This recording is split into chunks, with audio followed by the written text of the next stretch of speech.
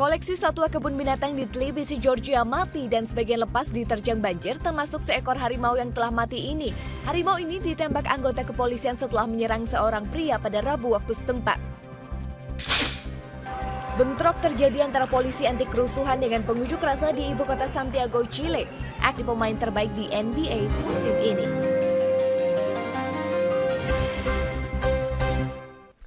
Pemirsa, di Jerman, Ramadan tahun ini jatuh pada tanggal 18 Juni berdasarkan penentuan metode hisab wujudul hilal. Informasi mengenai penentuan Ramadan dan Idul Fitri bisa didapatkan di masjid-masjid termasuk Masjid Indonesia di Berlin. Jerman saat ini dihuni lebih dari 4 juta warga muslim. 80%-nya adalah pendatang dari Turki dan selebihnya adalah masjid di Jerman menyepakati jatuhnya awal Ramadan pada hari Kamis tanggal 18 Juni 2015. Hal ini disampaikan oleh pengurus Masjid Indonesia di Berlin, Dimas Abdirama. Kami masyarakat Muslim Indonesia yang berada di Berlin menentukan jatuhnya satu Ramadan berdasarkan metode hisab bersama dengan beberapa payung organisasi keislaman yang berada di Jerman. Dan untuk tahun ini jatuhnya satu Ramadan adalah pada tanggal 18 Juni. Tinggi kebersamaan dan persatuan. Dari Berlin, Jerman, Andi Tinelung, Metro TV. Pemirsa, demikianlah Metro Kini. Mewakili seluruh kerabat kerja yang bertugas, saya Iqbal Himawan mengucapkan terima kasih. 8-11 Show akan hadir sesaat lagi. Sampai jumpa.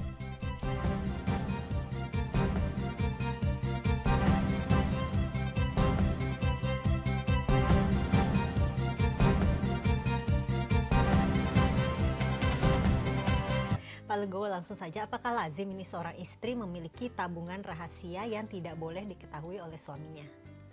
Agak kontradiktif dengan apa yang biasa saya sampaikan gitu ya, bahwa setiap keluarga itu harus didasarkan pada keterbukaan komunikasi, keterbukaan finansial itu adalah syarat untuk keluarga bisa langgeng gitu ya. Tapi ini adalah fenomena yang umum di mana istri punya rekening atau punya tabungan yang tidak ingin dikasih tahu suami gitu ya, dan ini kelihatan simpan oleh istri gitu ya. Alasan lain juga biasanya si istri ini kepingin beli sesuatu, tetapi kalau minta izin suami belum tentu disetujui, jadi istrinya punya tabungan rahasia gitu, sehingga nanti bisa ngumpul kemudian bisa beli apa yang diinginkan oleh istri. Oke, tapi Pak Legowo sendiri sebetulnya mendukung tidak konsep tabungan rahasia istri ini? Saya pertama mendukung bahwa suatu keluarga harus didasarkan pada kebebasan, tapi harus didasarkan pada sharing juga. Pernah tahu usia kita. Kalau terjadi sesuatu sama kita, paling tidak ahli waris kita bisa mengurus.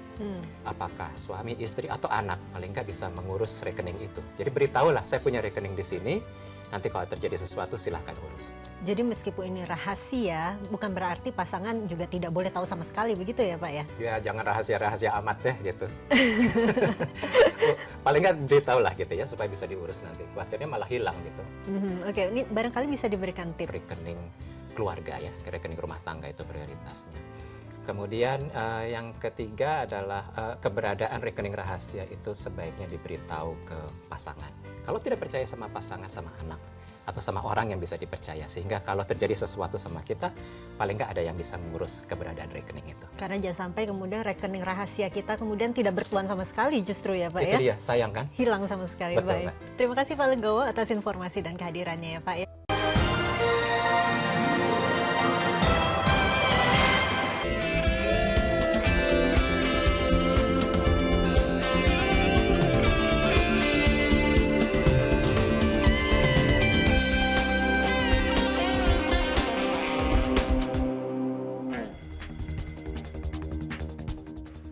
Di hari pertama bulan Ramadan, petugas gabungan DKI Jakarta masih menemukan tempat hiburan malam yang dibuka.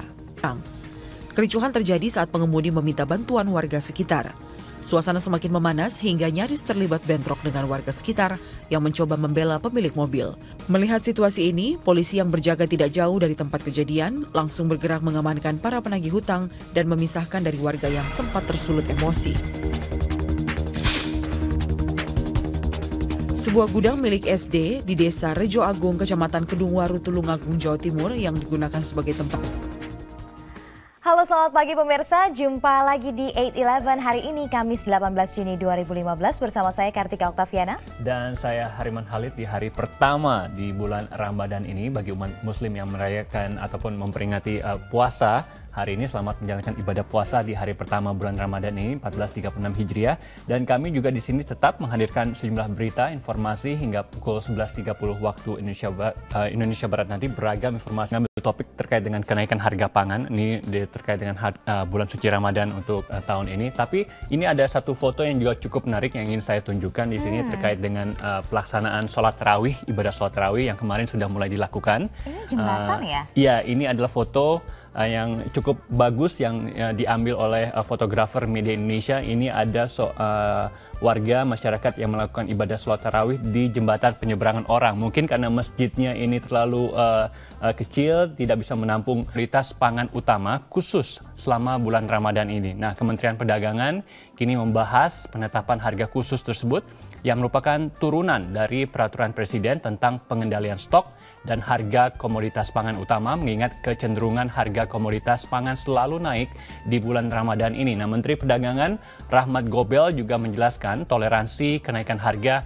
hanya boleh sekitar 9%, tapi angka tersebut ini masih akan terus dikaji lagi. Nah, dari hasilnya masih di bawah 9% seperti yang ditoleransikan oleh Kementerian Perdagangan. Nah, Kementerian Perdagangan juga menegaskan penetapan harga khusus itu bukan satu-satunya alat untuk menjaga kestabilan harga. Nah, pemerintah pusat bersama pemerintah daerah juga mengamankan harga dengan cara operasi pasar. Nah, selain akan menetapkan harga khusus, Kemendak juga akan segera membentuk tim stabilisasi harga pangan seperti diamanatkan dalam Perpres yang telah ditandatangani oleh Presiden Joko Widodo kemarin. Ya, ini yang harus diantisipasi oleh masyarakat.